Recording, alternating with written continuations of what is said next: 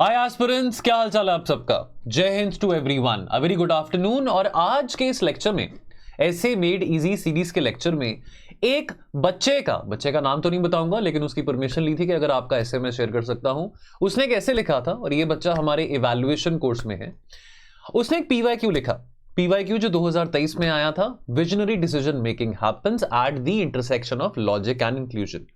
ये ऐसे मुझे अच्छा लगा, लेकिन इस ऐसे में कुछ गलतियां भी थी। और मैं इस वीडियो के माध्यम से आपको यह बताना चाहता हूं कि आप ही का एक दोस्त है, यानी कि आप ही का एक फेलो एस्पिरेंट है जिसने ऐसे लिखा है। क्या क्या अच्छी बातें लिखी हैं और कैसे वो अपने ऐसे को और सुधार सकता था, क्या क्या इसमें थोड़ी कमियां हैं और क्या मैंने सुझाव दिए हैं, तो ये वीडियो के माध्यम से आपको बताना चाहता हूं। बिकॉज वैसे तो हम हर बार जब ऐसे का वीडियो लेके आते हैं यूट्यूब पे, कंटेंट सेंट्रिक रखते हैं, रखेंगे, आगे भी रखेंगे, लेकिन आज का ये वीडियो थोड़ा स्पेशल है बिकॉज यहां पे एक इवैल्यूएटेड कॉपी आपके साथ में डिस्कस कर रहा हूं। अब देखो, विजनरी डिसीजन मेकिंग यानी कि दूर की दृष्टि, आपका विजन है, आप में वो लीडरशिप एबिलिटी है, आप में वो विजनरी एबिलिटी है, यानी कि आपने कोई डिसीजन लिया और वो डिसीजन सही रहा, लेकिन उसके लिए आपने डिसीजन लेने के लिए, फॉलो करने के लिए, अपने इंट्यूशन को फॉलो करने के लिए, अपने गट को फॉलो करने के लिए लॉजिक का भी इस्तेमाल किया। केवल इंट्यूशन के बल पे तो कोई डिसीजन नहीं लिए जाते हैं। अब आप क्रिकेट खेलते हो, अब आपको महेंद्र सिंह धोनी भी अच्छे लग सकते हैं, रोहित शर्मा भी अच्छे लग सकते हैं, विराट कोहली भी अच्छे लग सकते हैं। अब इन तीनों प्लेयर्स ने इंडिया का नाम बहुत रोशन किया है, काफी सारे हमने ट्रॉफीज जीती हैं। चलो विराट भाई नहीं जिता पाए, लेकिन चलो रोहित भाई ने जिताया। अब क्रिकेट के मैदान पे भी जो कप्तान है, हो सकता है कि उसकी जो बैटिंग है, अगर एक कैप्टन बैट्समैन है जैसे रोहित शर्मा है, हो सकता है कि उनकी बैटिंग उस दिन नहीं चली जिस दिन कोई इंपॉर्टेंट मैच था, लेकिन उनकी जो कप्तानी है यानी कि कैप्टनसी है, उसको केवल उनकी इंट्यूशन सेंस पे नहीं जज किया जाएगा कि उनकी इंट्यूशन बड़ी स्ट्रांग थी, उन्होंने लास्ट ओवर पांड्या को दे दिया या सेकंड लास्ट ओवर उसको बुमराह को दे दिया। कोई ना कोई लॉजिक अप्लाई किया जाता है ऐसी प्रेशर सिचुएशंस में। ये तो क्रिकेट की बात कर रहा हूं, केवल इंट्यूशन के सेंस पे कि बस आपको इस बात का वहम है या सुपरस्टिशन है या इंट्यूशन है, इस सेंस पे आप लीडरशिप एबिलिटी नहीं दिखा सकते हो। जब लाइफ में कुछ बहुत बड़ा करना है, जब लाइफ में कुछ ऐसा करना है जिसको लोग भी बहुत अप्रिशिएट करें और कहें हाँ यार इसने फैसला बहुत सही लिया था, तो केवल इंट्यूशन के बल पे वो फैसला नहीं लिया जा सकता। लॉजिक का इस्तेमाल करना बहुत ज्यादा जरूरी है। अब यहां पे ये जो स्टूडेंट है, ये अपना एसे शुरू करते हैं। ये तो चलो आपको मैंने बेसिक डीक्लटर करके इंटरप्रिटेशन बता दिया टॉपिक का। अब यहां पे इस पर्टिकुलर एसे में जो स्टूडेंट है, वो अपना एसे एक स्टोरी से शुरू करते हैं। ठीक है, वो स्टोरी से शुरू करते हैं और वो कहते हैं कि once upon a time, and मैं इंकरेज करता हूं स्टूडेंट्स को कि आप स्टोरी से भी, फिक्शन स्टोरी से भी अपना एसे शुरू कर सकते हैं। ये लिखते हैं that once my grandfather once my grandfather was narrating the story of Mahatma Gandhi's contribution in आजादी का संघर्ष, भारत की आजादी। और वो इस कहानी को बहुत केयरफुली सुन रहे थे about how Mahatma Gandhi was a visionary leader. अब देखिए इसमें क्या किया, इन्होंने शुरुआत एक कहानी से करी, फेयर इनफ, लेकिन यहां पे ये कहानी फिक्शस तो नहीं है, बिकॉज वाकई में महात्मा गांधी एक रियल कैरेक्टर है, रियल किरदार है। अब इन्होंने एसे की शुरुआत में, इंट्रोडक्शन में ही एग्जाम्पल से शुरू किया, स्टोरी फॉर्म में शुरू किया, नैरेटिव थोड़ा एक ऐसा रखा कि वो स्टोरी फॉर्म से शुरू कर रहे हैं, लेकिन एक रियल पर्सनालिटी के बारे में बता रहे हैं। यानी कि ये जो पर्टिकुलर कोटेशन है, इस पर्टिकुलर कोटेशन के एसेंस को, है ना, इस पर्टिकुलर कोटेशन के आर्गुमेंट को सपोर्ट करने के लिए वो गांधी जी का एग्जाम्पल इन्वॉल्व कर रहे हैं। तो उनके ग्रैंडफादर ने कहा कि Gandhi had visionary decision making capability, और ये बात सच है। हमने पढ़ा है मॉडर्न हिस्ट्री में, आप नहीं पढ़ा तो आगे जाके पढ़ेंगे, गांधी के बारे पता है, फादर ऑफ द इंडिया है, कुछ ना कुछ बात होगा कि उनको फादर ऑफ इंडिया कहा जाता है। क्यों गांधी जी एक विजनरी डिसीजन मेकिंग कैपेबिलिटी रखते थे, यानी कि आप फॉर एग्जांपल यहां पे किसी का एग्जांपल दे रहे हैं और कहना चाह रहे हैं कि उसमें विजनरी डिसीजन कैपेबिलिटी थी, डिसीजन मेकिंग कैपेबिलिटी थी, तो आपको यह भी बताना है कि भैया क्यों थी। This was because he understood that independence can not be granted using violent methods of resistance. Then further on story में I asked him, but how did he gain this capability? वो विजनरी डिसीजन मेकर थे, लेकिन कैसे बने? तो grandfather कहते using logic and intuition. So therefore introduction में ही directly आप एग्जामिनर को इंगेज कर रहे हो और डायरेक्ट कर रहे हो, रीडायरेक्ट कर रहे हो टुवर्ड्स द टॉपिक।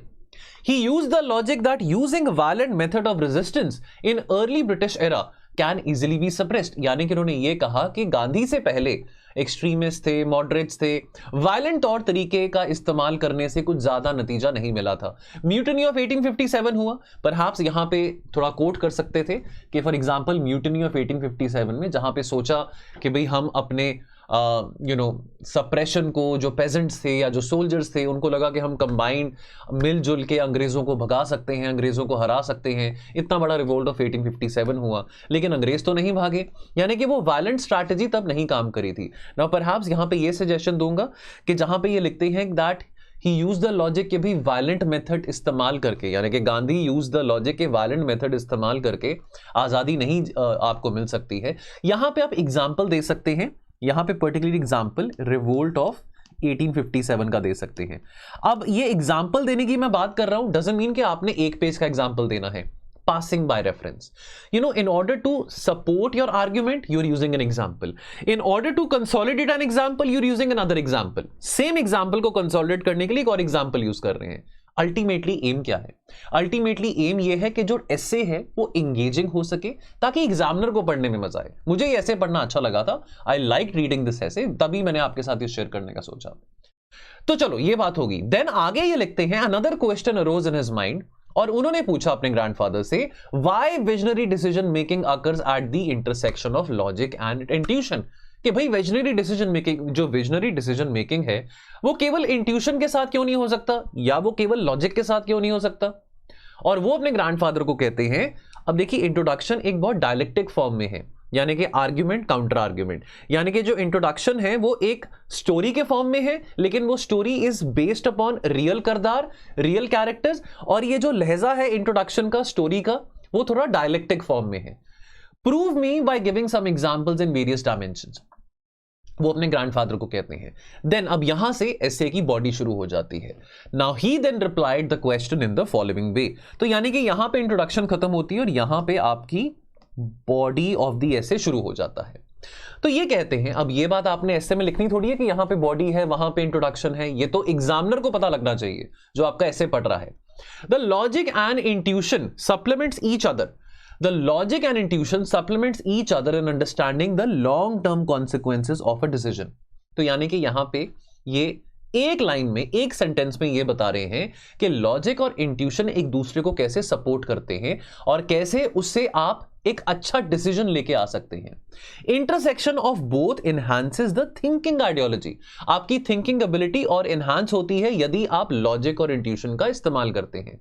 और जब हम कंबाइन करते हैं the findings, the investigations done through logic and through intuition, then we will stand in a position to make a visionary decision। कितने अच्छे तरीकों से इन्होंने इस बात को डिफाइन कर दिया। मैंने इनको यहां पे कमेंट में लिखा है गुड स्टार्ट। कितने अच्छे तरीके से इन्होंने इंट्रोडक्शन में जो लाइन है visionary decision making happens at the intersection of logic and intuition, इस बात को बहुत सरल तरीके से इन्होंने डिफाइन कर दिया। अब यहां पे अगेन एक एग्जांपल यूज करते हैं फर्दर ऑन, अंबेडकर जी का। अंबेडकर जी ने लॉजिक और इंट्यूशन का इस्तेमाल किया, किसके लिए? पर्पस क्या था? Goal of caste annihilation. Logic क्या था अंबेडकर का? लॉजिक था कि lower caste empowerment in terms of class, status and power, ये पॉसिबल कैसा होगा? थ्रू पॉजिटिव एफर्मेशन, या जिसको हम पॉजिटिव डिस्क्रिमिनेशन कहते हैं, like reservation. He then use the intuition, तो लॉजिक था कि भाई अगर लोअर कास्ट को एम्पावर करना है तो एक एफर्मेटिव एक्शन यानी कि पॉजिटिव डिस्क्रिमिनेशन की रिक्वायरमेंट है। देन यहां पे फर्दर ऑन कहते हैं, तो ये तो लॉजिक हो गया। अंबेडकर जी का इंट्यूशन क्या था? That facilitating inclusiveness in service can help in breaking the traditional ideology and social roles. So therefore अब ये लॉजिकली यहां पे इस बात पे कंक्लूड कर रहे हैं कि reservation policy was a result of combination of logic and intuition of Ambedkar, और ये एक विजनरी डिसीजन मेकिंग रहा था। As the role of caste in society is fading away.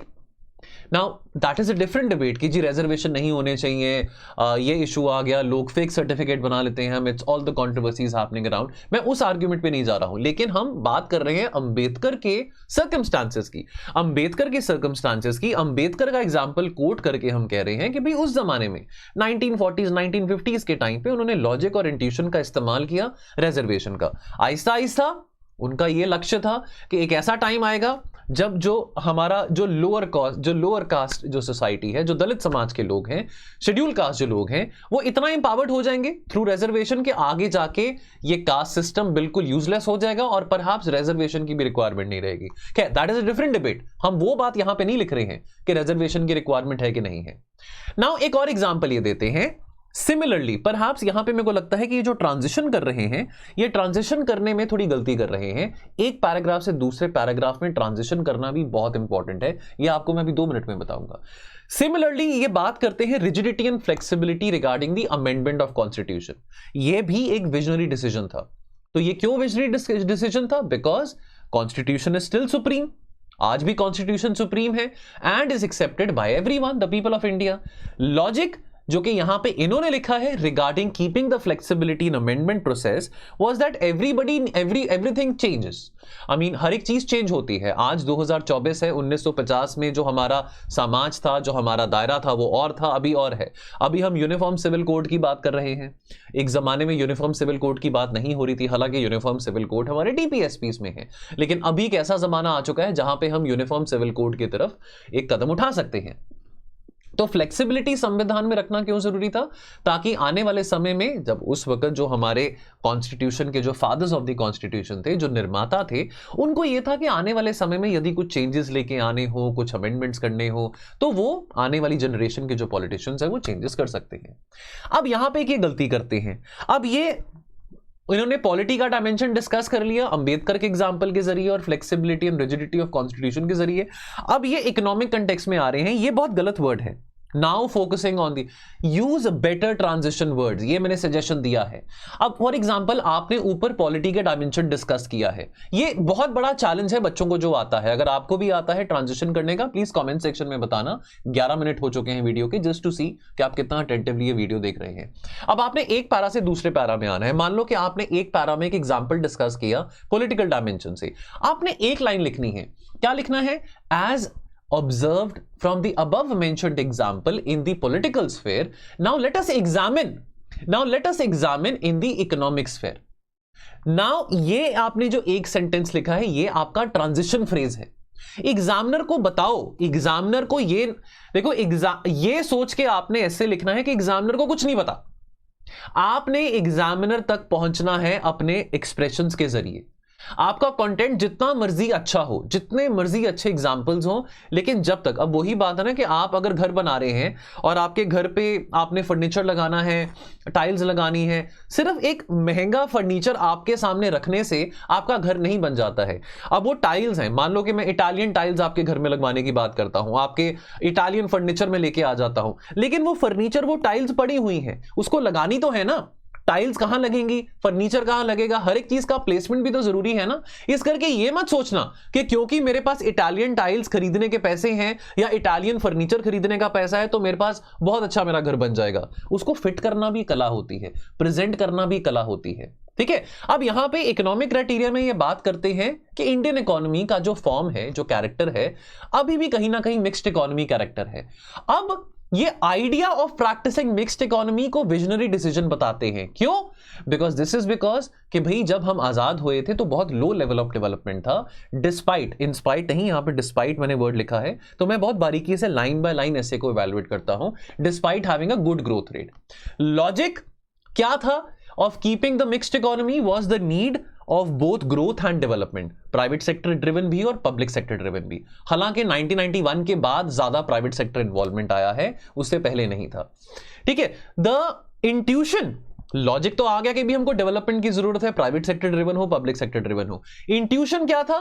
That this model will help in building social capital which will promote growth in the future. Good example and इसको example को अपने argument को example के जरिए अच्छा support करा है। अब अगेन अगले पैरा पे ये नाउ लिख रहे हैं, गलत, ये ट्रांजिशन फेज सही नहीं है। क्या लिखना चाहिए? अब आगे ये इन्वायरमेंटल एस्पेक्ट में आ रहे हैं, भारत के पंचामृत टारगेट्स की बात कर रहे हैं, तो क्या लिखना चाहिए? As observed from the above example और as observed from the above dimension in India's economic journey, in India's economic transition, now let us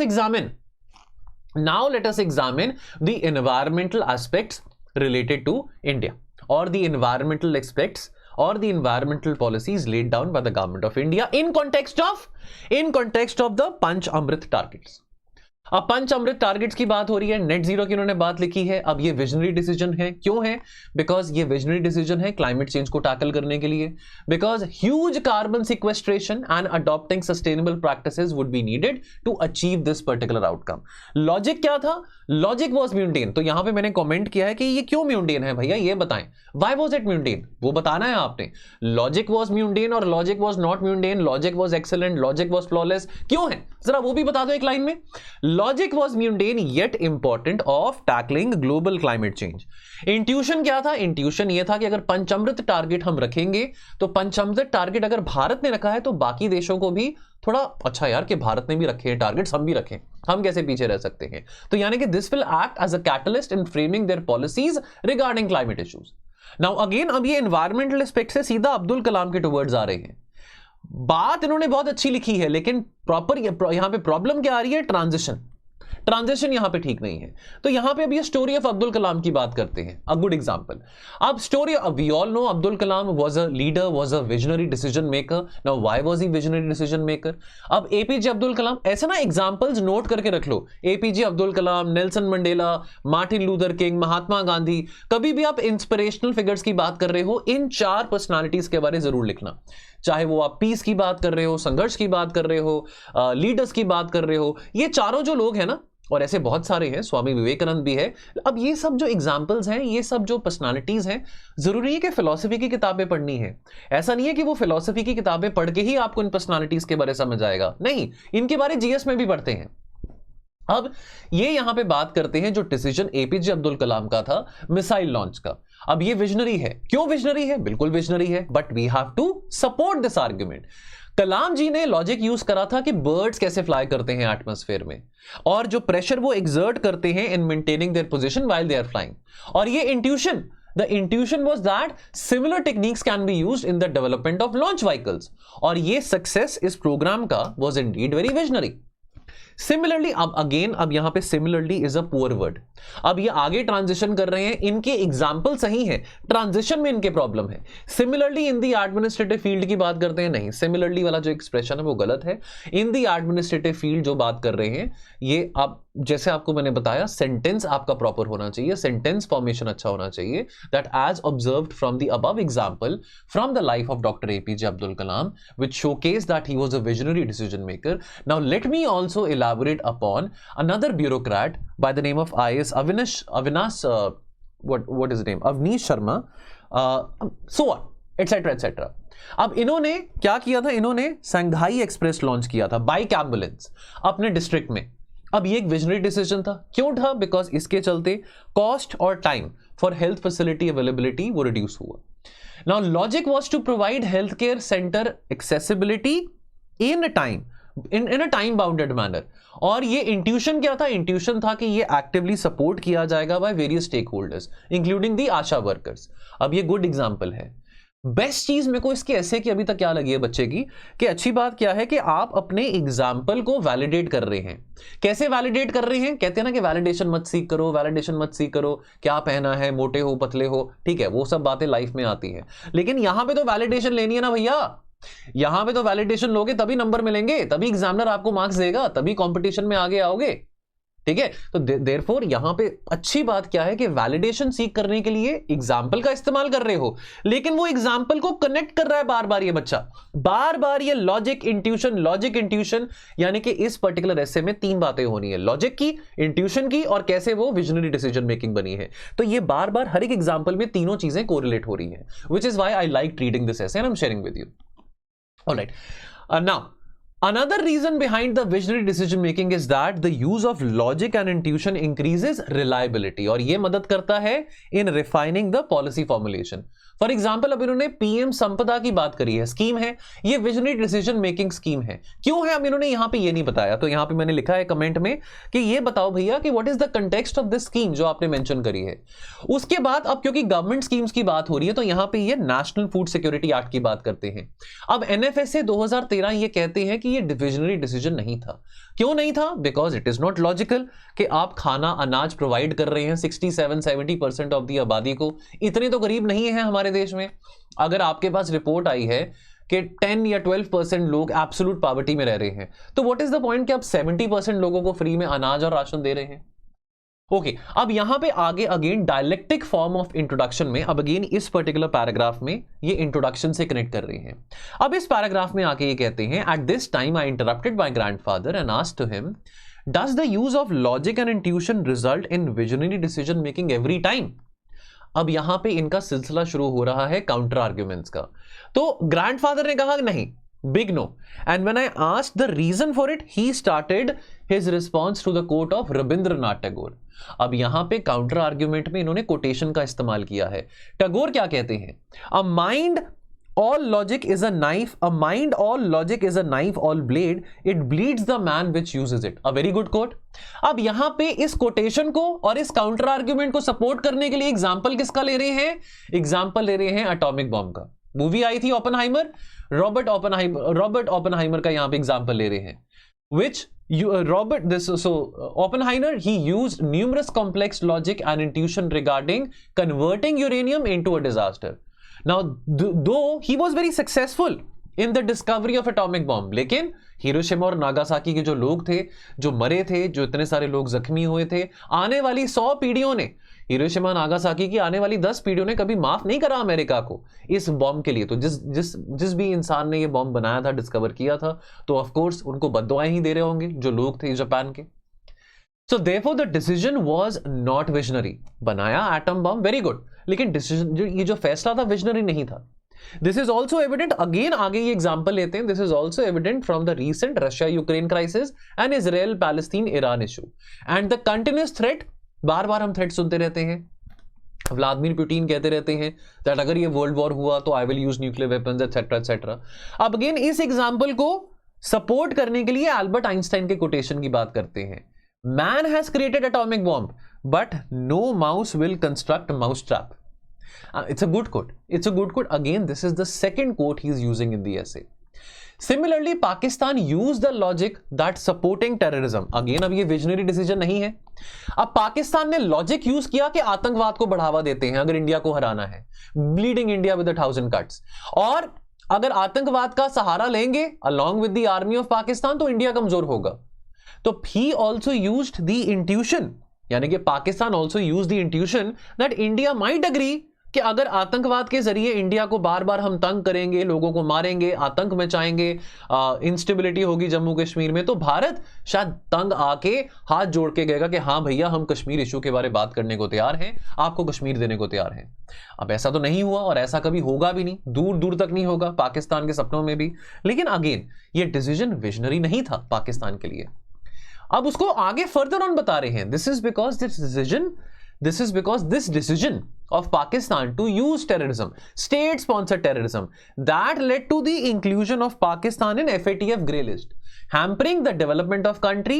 Along with this, the rise of TTP, Tehreek-e-Taliban Pakistan terrorist group, has become a major threat for the people living in Pakistan. Pakistan has this habit, good Taliban versus bad Taliban. तो जो पाकिस्तान में तालिबान कहर मचा रहा है वो bad terrorist है, वो बैड तालिबान है, और जो अफगानिस्तान में तालिबान बैठा है वो अच्छे आतंकवादी हैं, गुड तालिबान है।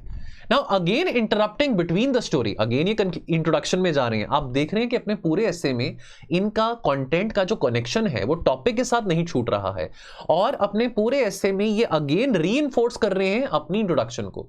Again interpreting between the story, I asked to my grandfather what are some of the constraints in the visionary decision making, और ये कैसे रिजॉल्व किए जा सकते हैं। तो ग्रैंडफादर ने क्या कहा?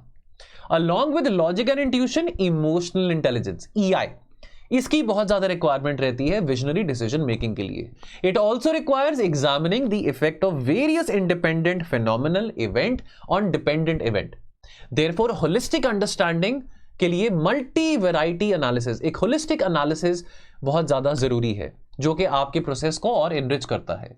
सो ये वर्च्यूज मदद करते हैं in reducing the influence of certain constraints in visionary decision making, ताकि जो फैसला लिया गया है वो सही हो सके, जो कॉम्प्लेक्सिटीज आती हैं वो कॉम्प्लेक्सिटीज को रिड्यूस किया जा सके, और जो पर्सनल प्रेफरेंसेस या जो बायसेस आते हैं डिसीजन मेकिंग में वो बीच में ज्यादा लिमिटेशन ना लेके आ सके।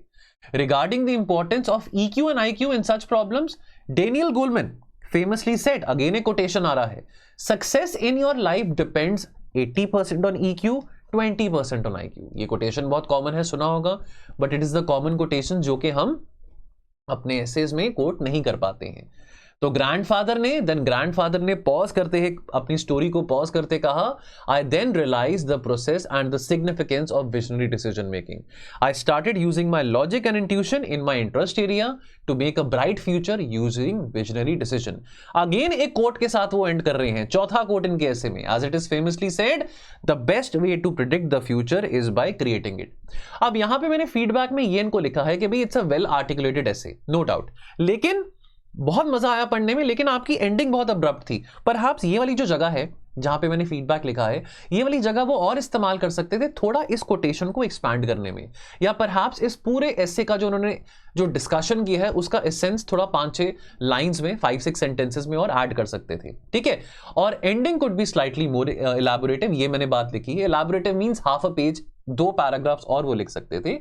नाउ यहां पे मैंने इनको कहा है इंप्रूव करना है ट्रांजिशन में। सबसे बड़ी जो प्रॉब्लम इनको आएगी, जो कि इनको अच्छे मार्क्स लेने में रोकेगी, वो होगी इनकी transition between one paragraph to the other paragraph. Examples बढ़िया हैं, तो मैं आपको फिर से समराइज करता हूं। Visionary decision making is eight the intersection of logic and intuition. क्या होता है विजनरी डिसीजन मेकिंग? लॉजिक क्या है, इंट्यूशन क्या है, उसको सपोर्ट करा, इस आर्ग्यूमेंट को सपोर्ट करा, यानी कि पहले तो एग्री करा कि हाँ भाई ये बात सच है। ये बात सच है, क्यों सच है? एग्जाम्पल्स के साथ सपोर्ट करा इस कोटेशन को, एग्जाम्पल्स को कोरिलेट करा, हर एक एग्जाम्पल को, चाहे वो गांधी का था, चाहे वो ओपेनहाइमर का था, चाहे वो अब्दुल कलाम का था, किसी का भी था, एग्जाम्पल्स को सपोर्ट करा यूजिंग द कोटेशन, कनेक्ट करा एग्जाम्पल को लॉजिक के साथ, इंट्यूशन के साथ, और कैसे वो डिसीजन मेकिंग है। देन काउंटर आर्ग्यूमेंट्स दिए, although it is not very necessary कि आपने काउंटर आर्ग्यूमेंट्स देने हैं, लेकिन अगर आपको अपना ऐसे थोड़ा बनाना है और होलिस्टिक, दे सकते हो। काउंटर आर्ग्यूमेंट्स में बताया कि क्यों हर बारी डिसीजन मेकिंग जो है वो विजनरी नहीं होती है, उसमें एग्जांपल्स दिए, ओपेनहाइमर का एग्जांपल दिया, पाकिस्तान का एग्जांपल दिया, एटॉमिक बम की बात करी, एंड देन अगेन एक बहुत इंटरेस्टिंग एलिमेंट यहां पे डिस्कस करा कि important ingredient apart from logic and intuition क्या है इन डिसीजन मेकिंग। तो यहां पे EQ और IQ की बात करी, ठीक है। तो यहां पे इनको मैंने जो सजेशन दिया है ट्रांजिशन लेके आने के लिए, मैंने एक लाइन लिखी है, that as discussed in the above example related to Indian constitution. जब भी आप ट्रांजिशन करो, मैंने एग्जांपल लिखा है, let us move towards the Indian economy where dash dash dash, यानी कि जो भी आपने एग्जांपल वहां पे लिखना है। सो दोस्तों, अगर आप भी अपने ऐसे एसेज इवैल्यूएट कराना चाहते हैं तो 999 में आपके 10 एसेज में इवैल्यूएट करूंगा, तो मैं ही सारे एसेज इवैल्यूएट कर रहा हूं। आपके साथ एक मेंटरशिप कॉल भी मेरी रहेगी। 999 is not much of a money, it is not a very expensive course. 999 में आपके 10 एसेज, टॉपिक आपकी मर्जी के होंगे, टॉपिक मैं आपको नहीं दे रहा हूं। जो भी टॉपिक आप इवैल्यूएट करवाना चाहते हैं, PYQ में से हो, किसी पर्टिकुलर वेबसाइट के वीकली ऐसे चैलेंजेस में से हो, whatever it is, that is your wish. मेरा काम है इवैल्यूएट करना। आपको इस पर्टिकुलर कोर्स में मॉडल ऐसे तो नहीं मिलेगा, लेकिन यस आपको इवैल्यूएशन, बहुत क्रिटिकल एनालिसिस और बहुत क्रिटिकल फीडबैक मेरे द्वारा मिलेगी 999 के कॉस्ट पे, यानी कि at the cost of 99 rupees आपका एक ऐसे इवैल्यूएट हो रहा है। और यदि आप मेंस की तैयारी कर रहे हैं, अभी भी टाइम है, आ जाइए। हमारा जो कॉम्प्रिहेंसिव टेस्ट सीरीज है, test series plus mentorship programme है सूरमा, तो हमारा जो कॉम्प्रिहेंसिव कोर्स है, यहां पे आपको 24 मॉडल एसेज आपको मैं दे रहा हूं। 24 मॉडल एसेज आपको मैं दे रहा हूं। 24 model essays is sufficient for you to cover your essay. Along with that आपको 20 मोस्ट इंपॉर्टेंट कोट्स और एनेक्डोट्स दी जाएंगे। आपके साथ यहां पे मास्टर क्लास सेशन होंगे along with the co-founders of Sleepy Classes, which is Mr Shekhar Dutt and Mrs Prerna ma'am. And along with that आपके टेस्ट यहां पे होंगे, टेस्ट को इवैल्यूएट मैं करूंगा। वीडियो सॉल्यूशंस भी आपको इन मॉडल एसेज के मिलेंगे, not only the PDF but also the video solutions. Most importantly live Zoom sessions and live telephonic calls होंगी मेरे द्वारा आपके डाउट रेजोल्यूशंस के लिए। So that is it from my end. अच्छा लगे तो do hit the like button, अच्छा लगे तो do share this video, do let others know कि स्लीपी क्लासेस भी ऐसे पढ़ाता है और कुबेर सर ऐसे पढ़ाते हैं। और अगर आप कमेंट सेक्शन में कुछ कहना चाहेंगे, 2 शब्द तारीफ के, तो जरूर कहना, I would really appreciate that. अगर आपको लगता है कुछ सजेशन देना चाहेंगे तो वो भी लिख सकते हैं, ताकि हम अपने काम को और बेहतर इंप्रूव कर सकें। Take care, see you very soon.